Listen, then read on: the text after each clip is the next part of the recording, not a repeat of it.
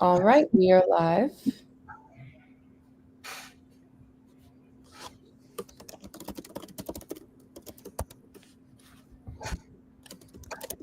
Welcome in, everyone. I see we have some people joining.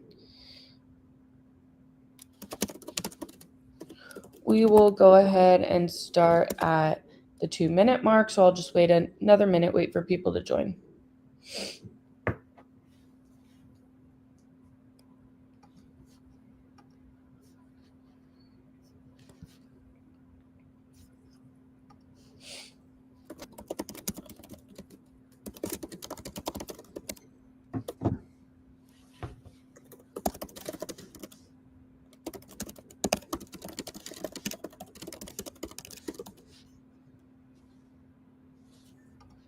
Do a little. Oh, hello from the Netherlands. Wow.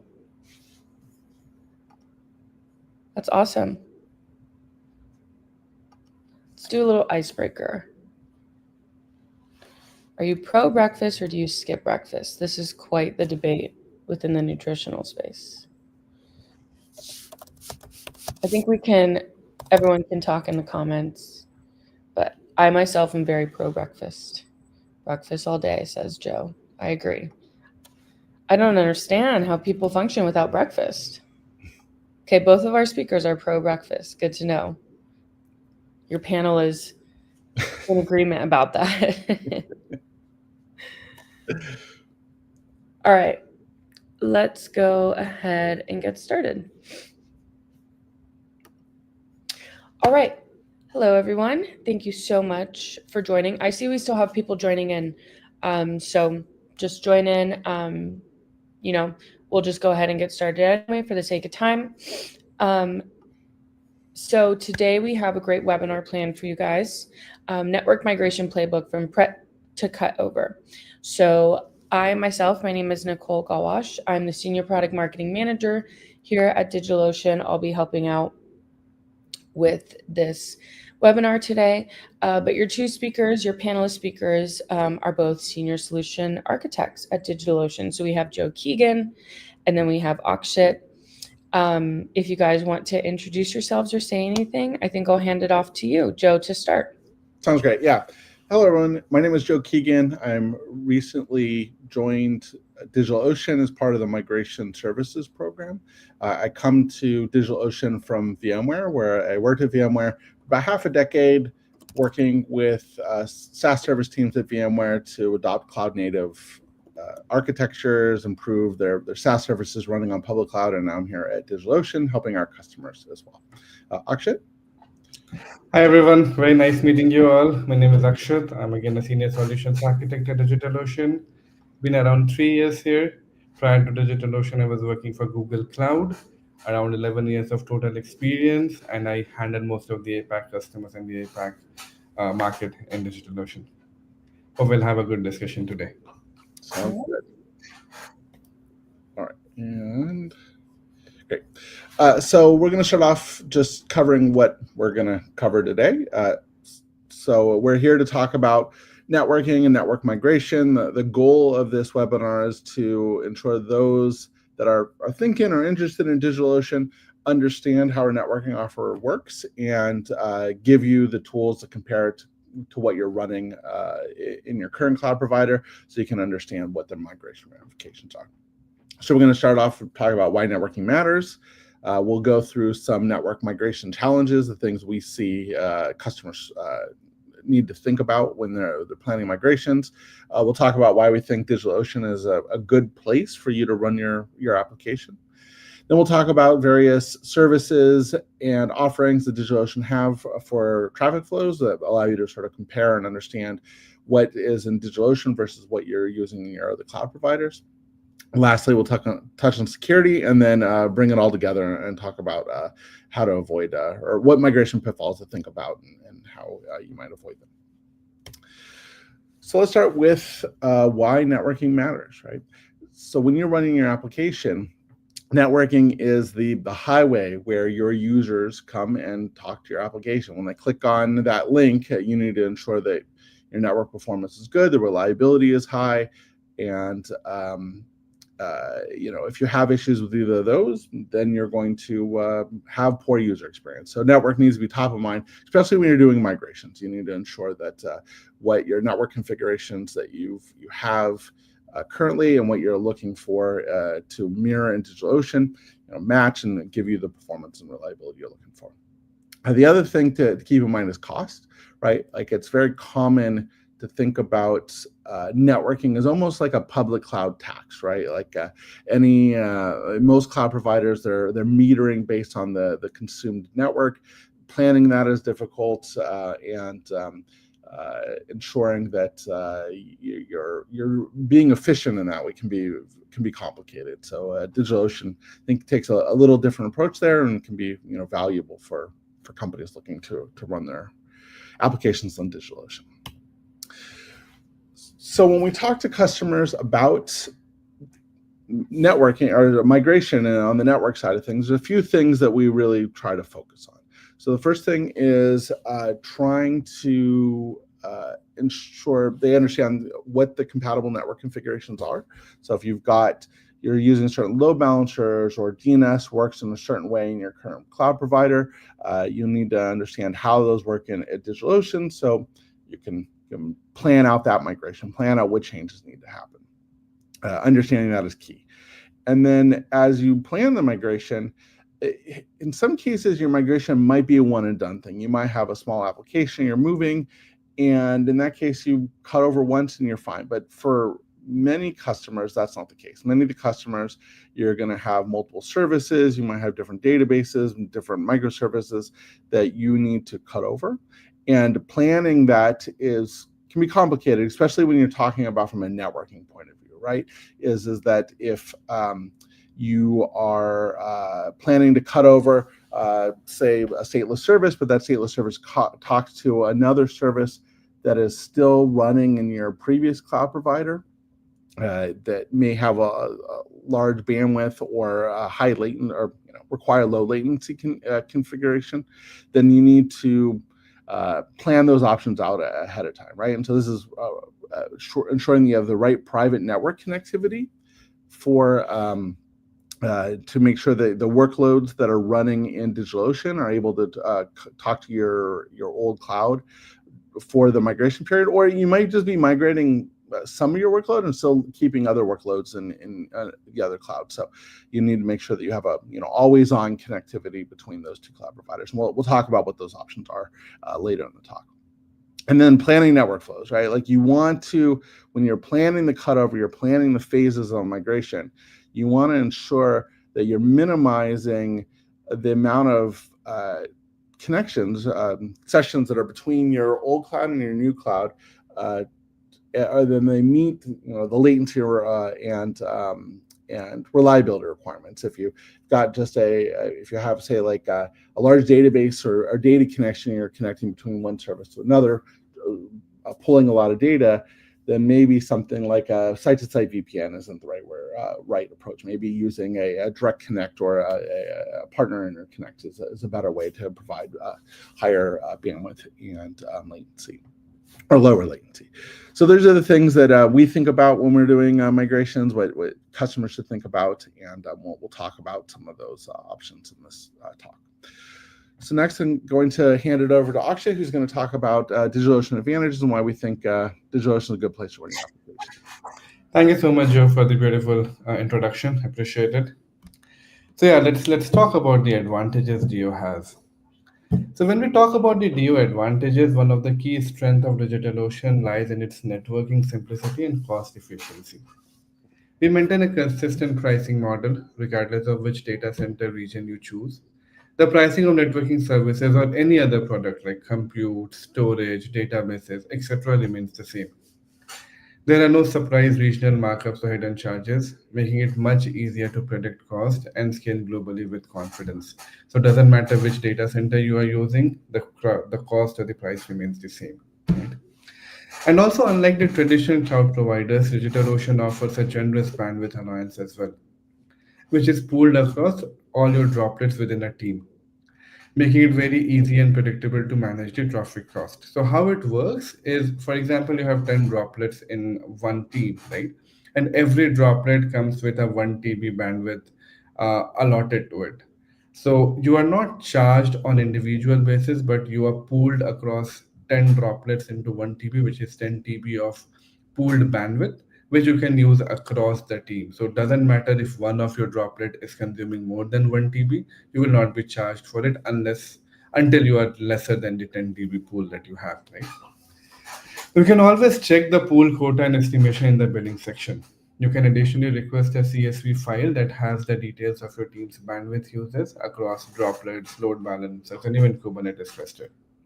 However, this feature is currently in a beta release. Additionally, there is no charge for a used IPv4, and reserved IPv6 is also completely free. This gives you the flexibility without any overhead. From an architectural perspective, DigitalOcean keeps things developer friendly. There are no subnets, there are no complex NSAs that you have to manage. There's no need to configure internet gateways, or the custom routing, right? So it makes it overall a very easy to manage private network. Next, I would also like to talk about the DDoS protection. You're always benefited from the free always on DDoS protection that helps you keep your app secure by default. Our DDoS protection mitigates attacks on the network layer and transport layer, which is layer 3 and layer 4. So what you can control is, for example, think about the volumetric attacks, right? The UDP flood or the ISMP floods, the TCP floods, and also the protocol layer attacks like sync floods, BGP attacks, and ping of death. So these are all taken care as part of your DDoS protection. So as soon as you create any of the resources on DigitalOcean, it comes protected with the DDoS protection. You do not have to separately or additionally do any action at your end. What about DNS management? Well, that is also free and integrated seamlessly with your workloads. Adding a domain you own to your DigitalOcean account lets you manage the domain's DNS records with the control panel and also using the API. Domains you manage on DigitalOcean integrates with DigitalOcean load balancers and spaces as well, and streamlines automatic SSL certificate management.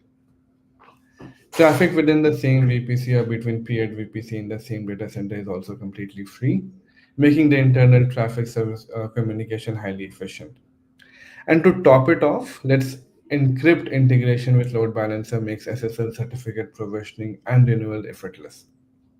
So all of these advantages that I talked about, right, it combines into a developer-friendly platform that delivers powerful networking features without the usual complexity or hidden costs.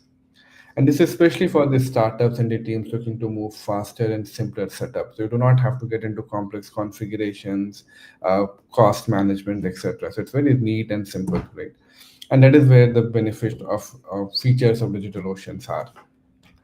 Moving on to the next slide, we'll also talk about the routings. Okay. So routings at DigitalOcean is a little bit different than other cloud providers. So our VPCs do not have routing capabilities, and routing decisions are made on the droplet to droplet basis. So the default route and the route for the VPC pairing and partner interconnect, which we'll talk about later, are automatically injected in the droplet routing table. However, routes related to NAT gateway or VPN gateway that you will create on the droplet are added manually to the droplet routing table. For non-DOKS droplets, you will have to update the droplet networking configuration. You can use maybe the Cloud Init script to perform those updates. With DOKS droplets, the DOKS routing agent should be used. You can use a self-managed VPC gateway droplet along with the routing agent. We also have a Terraform module that can be used to set up VPCs in multiple regions in a full mesh pairing configuration. So the link is also added in this particular slide for that Terraform module. Next, we'll talk about the ingress traffic flow. When we talk about the ingress traffic flow, we plan of how external users reach your applications, correct? It is the front door to your infrastructure. Ingress is critical because it directly impacts your application's availability, latency, and security. It is important to understand first how the public IP works in DigitalOcean. So by default, every droplet is assigned a public IP automatically, which can be used to receive any external traffic. However, for better stability and flexibility during migrations, it is highly recommended to use reserved IPs. So what are these reserved IPs? These are the static IPs that aren't tied to a single droplet. They can be reassigned instantly between resources. Now, DigitalOcean now have also provided Bring Your Own IP, which is currently in the private preview though. However, this allows you to bring your own IPs to be used on DigitalOcean. You can add IP address ranges and assign it to the droplets. Now, this is especially useful for businesses needing IP continuity or already have IP purchased, right? Reserved IPs or bring your own IP is extremely useful when planning cutover or blue-green deployment because you can prepare your new environment and then behind the scenes you can simply switch the IPs when you are ready, minimizing the downtime and avoiding DNS propagation delays. Now, as we mentioned DNS, this is your user's first touch point, right? If you're migrating or setting up your workload on DigitalOcean, it is a good practice to move your domains to DigitalOcean DNS as well. And it is not just for performance, but also for simpler management. And we also highly recommend pairing DigitalOcean DNS with your global load balancers for best-in-class routing and availability. I would also like to highlight a little bit about the ingress controllers to manage application layer traffic when you are running DigitalOcean DOKS or the managed Kubernetes service. A great option is the Nginx ingress controller, which you can deploy directly from the DigitalOcean's marketplace with just few clicks. So why I wanted to talk about is to just highlight a little bit about the marketplace. So our DigitalOcean marketplace comes with 6,000 plus one-click applications and DOKS droplets, right? So it gives you a vast scope of options where you do not have to take the overhead of installing the applications or the supporting applications. It can just do it within clicks, right? So maybe always look into a few of the options that are available on our marketplace as well. Moving along, one important part of the English traffic flow is our load balancers. So let's take a deeper look into the most critical networking component. So this is a fully managed, high available service that automatically distributes incoming traffic across your backend resources. Maybe that can be a droplet or a Kubernetes pod, right? And it ensures performance, reliability, and also uptime. So as you can see in the diagram or the flowchart that I've created on the right side, we have global load balancers, which spans multiple regions and routes users to the nearest available backend resource. And we also have regional load balancers, which distributes traffic within a single region. As you see in the diagram, under regional load balancer, you can select either HTTP for general web traffic load balancing, where routing decisions are based on the content of the request, for example, the HTTP headers. Or you can also create network load balancers for high performance TCP and UDP protocol routing. Further, you can choose the routing of the traffic as well that can be publicly or privately. So you choose external to create a load balancer that serves traffic publicly, or select internal to create a private load balancer that is only accessible to the resources in the same VPC network. Our LBs also comes with automatic health check, which means if one of your backend nodes fails, traffic is rerouted to healthy ones without any manual interventions. It also supports HTTP3 and IPv6. I would also like to highlight a couple of standout features like the SSL termination with Let's Encrypt integration. With just a few clicks, you can provision and auto-renew free TLS certificates, securing your application without ever needing to manage certificates manually. You can also bring your own certificates if needed. Another powerful feature is sticky sessions. We also call it as persistent sessions. This ensures that a user continues to be routed at the same backend droplet, which is useful for applications with maybe stateful interactions like shopping cart or login sessions, right? When it comes to the pricing, DigitalOcean keeps it transparent. I have been talking it from the first slide, right? Regional load balancer starts at $12 per month, which includes 10,000 concurrent connections and 1 Gbps of throughput. On the other hand, global load balancer starts at $15 per month, including 25 million HTTP and HTTPS requests, 1 TB of data transfer, and up to 5 connected domains. Traffic or bandwidth is built based on the droplets bandwidth pool, the one that we talked in the advantage slide. So you're not separately charged for the load balancer. Any bandwidth that goes to the droplet, only that is priced or charged, which makes the pricing and the cost very predictable. We have also added a link to the GLB stack Terraform modules that can be used to easily deploy a GLB or a regional load balancer in each region, configure them all to work together. So now I'll hand it over to Joe to talk about the egress traffic flow. Thanks, Akshat. So as Akshat has covered the ingress, which is how your users get to your application. I'm going to be talking about a few egress related topics on how your application or the infrastructure that runs your application can talk to the internet or the greater world. As Akshat had mentioned earlier on public IP addresses, that every droplet gets a public IP address. So if you have no requirements on traffic coming from a specific IP address, there's nothing really you need to do. You can just use the public IP address assigned to the droplet. Each droplet gets a bandwidth allowance that's pooled along among all of the droplets. So you don't have to worry about balancing the traffic between any one particular droplet. But in some cases, you might require to have known IP addresses. Say you're connecting to a partner, you're connecting back to a data center, and you need to you need to know what IP addresses that traffic is going to come to, so to be added to a whitelist or a firewall. And there's a couple options at DigitalOcean for this.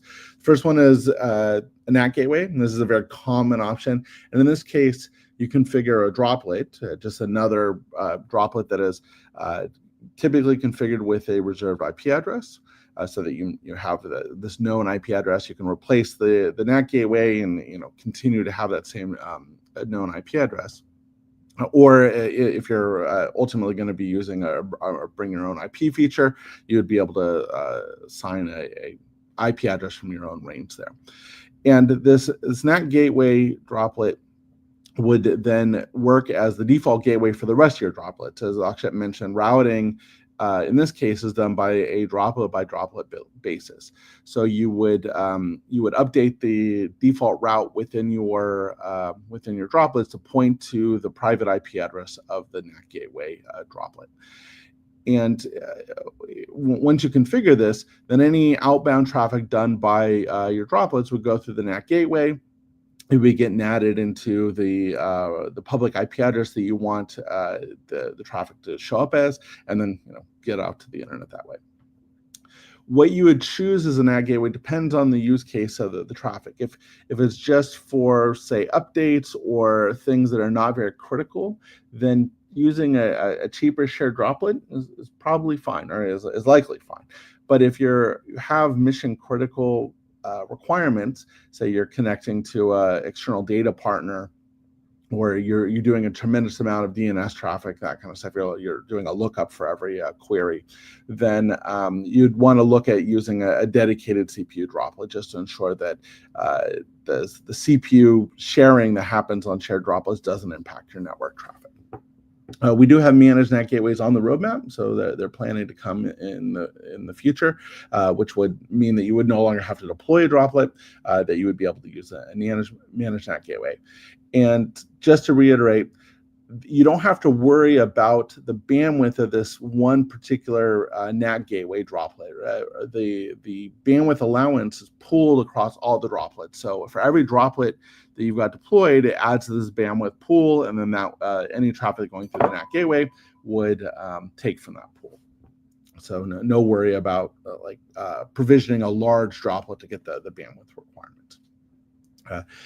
On Docs nodes for Kubernetes, we have a routing agent that Akshat talked about a little bit before. And in this case, when the routing agent is enabled, it's not enabled by default, but when it is enabled, and you can enable it when you deploy a cluster or after a cluster is created, it will install a custom resource into Kubernetes, and then you can define routes using a manifest, like you define like a deployment or a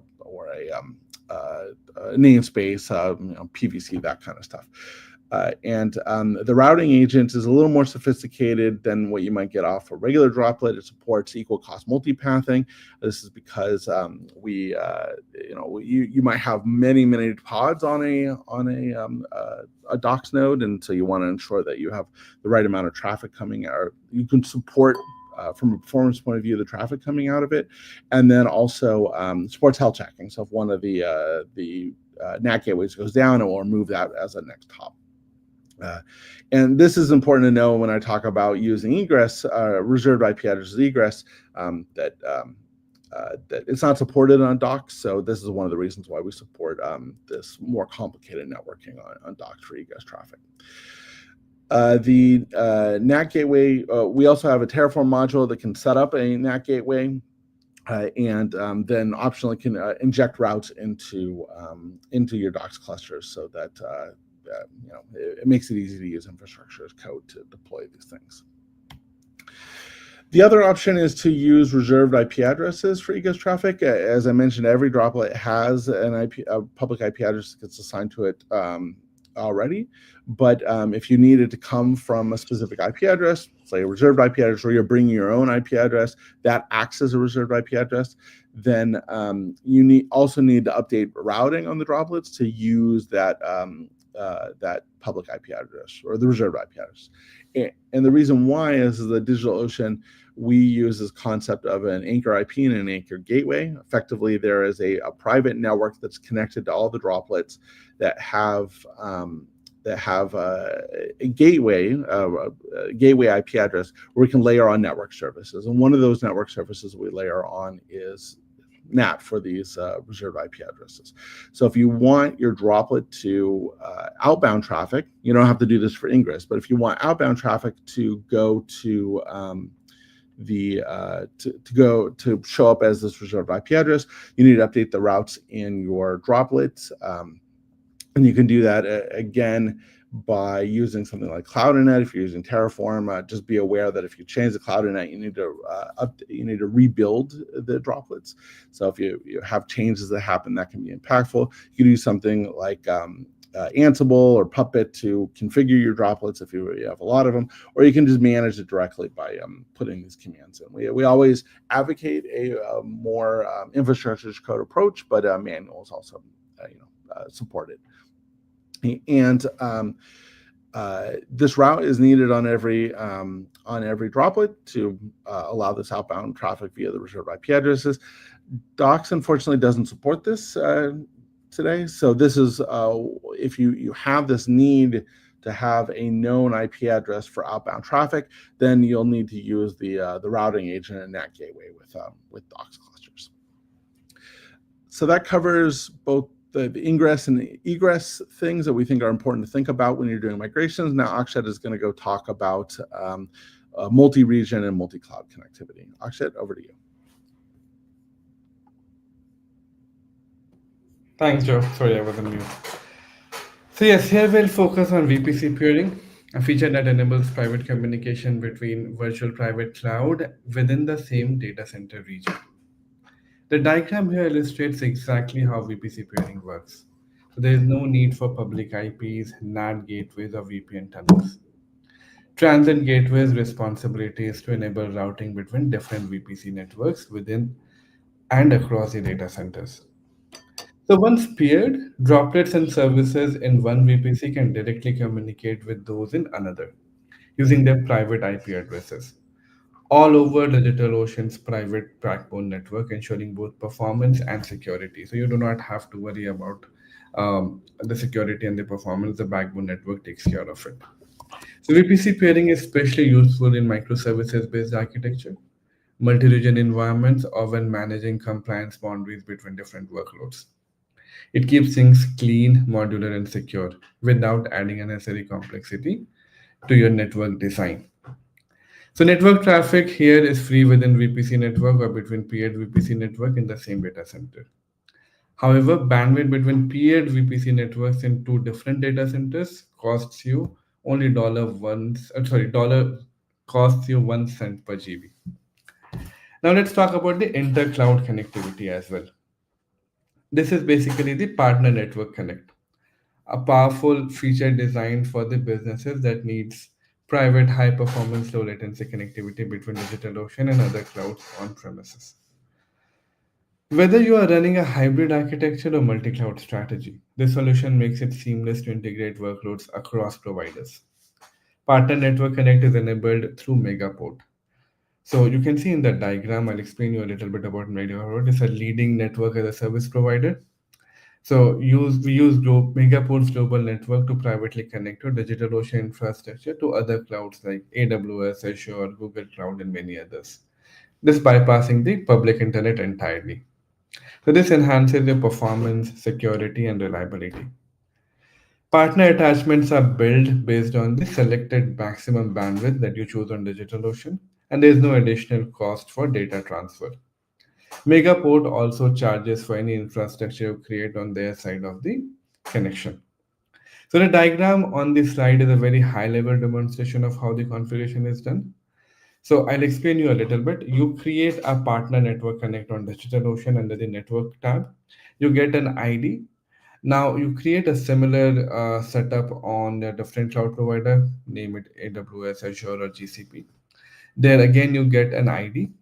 Now you go to your Megaport, you create a Megaport cloud router, and to that cloud router, you attach two VXCs.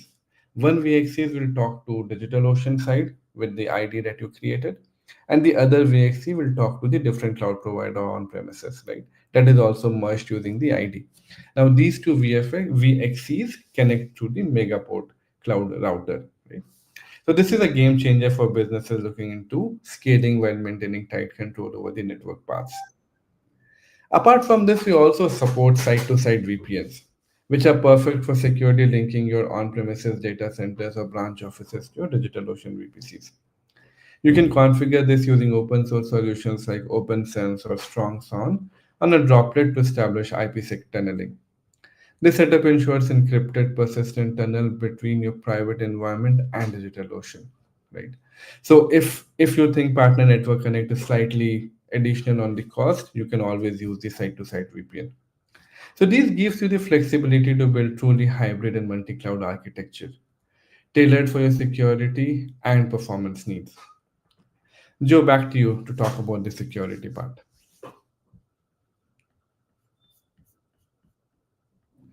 All right, thank you. We, as we talk about security, there is one thing that we've mentioned a bunch that does make things simple, which is that every droplet gets a public IP address. But the trade-off there is that every droplet has a public IP address, meaning that by default, every droplet is available to the internet, and that needs to take into consideration. We don't have private networks. We don't have those kind of things that add network complexity, but also ensure that you have sort of built-in network security. So you got to keep that in mind when you're planning a migration. The mechanism that we have to limit traffic to droplets or to any resources, well, to many resources within DigitalOcean, are cloud firewalls, right?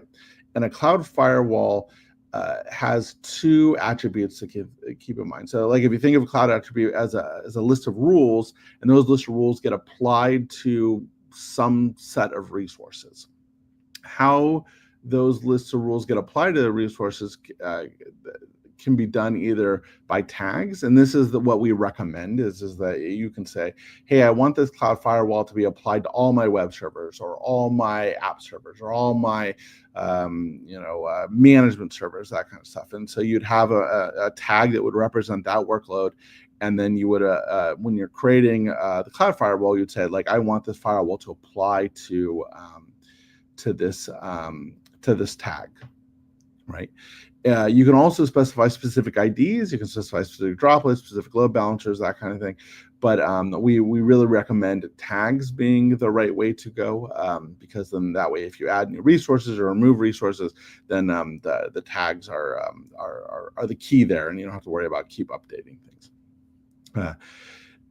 So that's how you would apply the cloud firewall to your resources. But each rule is also going to have what you normally see in a firewall rule, like the port that's allowed, the protocol that's allowed, and then what is the source of the traffic that you're going to be allowing to that rule.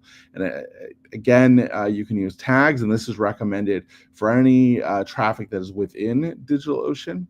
So you would specify a tag that you want to allow into this thing. So maybe you'd say, like, I want SSH to be allowed from my management bastions. So you'd have a bastion tag, and then you would apply that to your web server tag, let's say, and so that would allow SSH from the bastion to your or your VPN droplet to the web servers. So you can do that via tags. You can do it via IDs, or if it's external, say you want to allow management web traffic from a certain set of IPs, or you have a partner that it can connect to, then you would specify the IP based rules.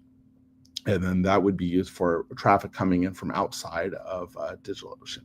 So cloud firewalls are the primary mechanism for network security at DigitalOcean. There are a few other areas that you need to consider from a network security point of view.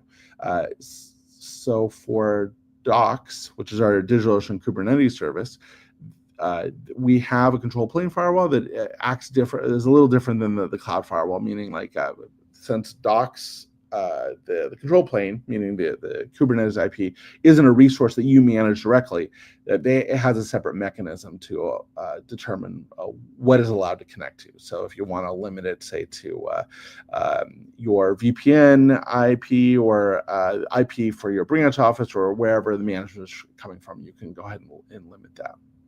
And the last thing to think about, which Akshay had mentioned, the advantage is the DDoS protection. So in DDoS, we have DDoS protection that applies to every resource that you deploy in DigitalOcean.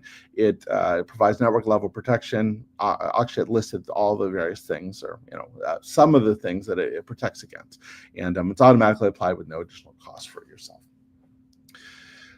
So let's talk about the migration pitfalls, and sort of calls back to the various things that we've talked about during this talk.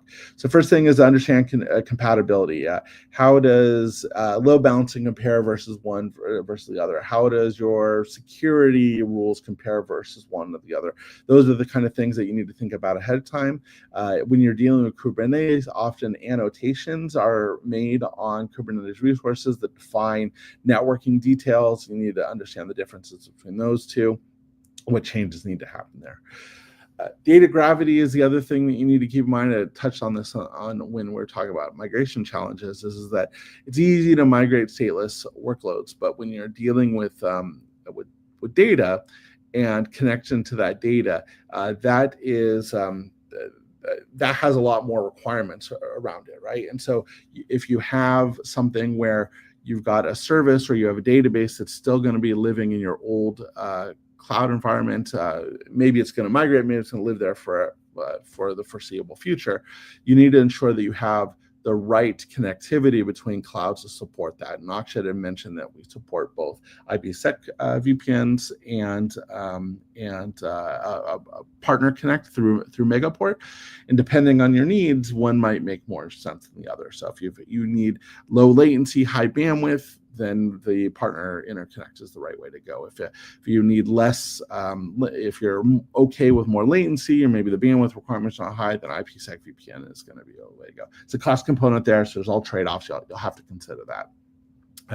You want to devise a phased cutover plan, right? So you don't, unless you've got a really small environment, you typically are not going to want to do everything at once. So you'll want to migrate services or databases or some pairs of services and databases together.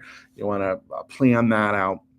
And then you'll want to make sure you conduct a proof of concept and a cutover rehearsal. So you want to make sure that the first time you're doing this, or that when you're doing the actual live migration, it's not the first time you're doing that. And I mentioned when I did my introductions that I'm part of DigitalOcean's migration services. And so we can help you plan out and execute this migration for qualified workloads. So when I talk about qualified workloads, I mean a workload that is spending more than $2,500 a month on another cloud provider. If that's the case, you can contact us. We can work with you to figure out what the right engagement is to help plan and execute migration. We can provide credits to cover proof of concepts. We can provide credits to offset costs while you're running on both cloud providers. A number of levers here to help make the transition easier and to ensure that it's not a financial burden. So with that being said, we'll look at questions. I see there's some comments in there. And if you have other questions, please feel free to add them. And this is how you would talk to a migration service. So if you have questions, even if you don't necessarily have a qualifying workload, if you've got questions or want assistance with migrations, you can use this link to contact us. We do have partners. We do have various things that we can do to assist. So with that being said, we'll move on to questions. Great. Okay, thanks so much, Joan. Akshat, I learned a lot myself. You're a network admin now. Yeah. By the next webinar, I'll be a network engineer. Okay, so I did see one question. It came from, let's see. Yeah, it came from Twitch. So let me go ahead and pull that up. It looks like they already got their question answered, but just wanted to pull this up in case some of the people who came in after didn't get to hear you guys talk about this. So if you could address this question, that'd be great. Sure. Yeah, no problem. So you can use a reserved IP as ingress. And we're now starting to support, it's in private preview, but bring your own IP. So if you want to use your own IP range as well. So you can support that ingress traffic. It does require updating our route in the droplets to use their reserved IP for ingress. And I posted a link in the chat for more details on that.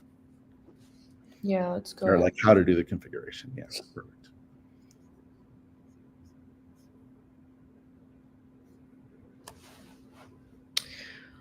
All right, we have about 3 minutes left. So I'll just go ahead and see if we have any other questions in the chat.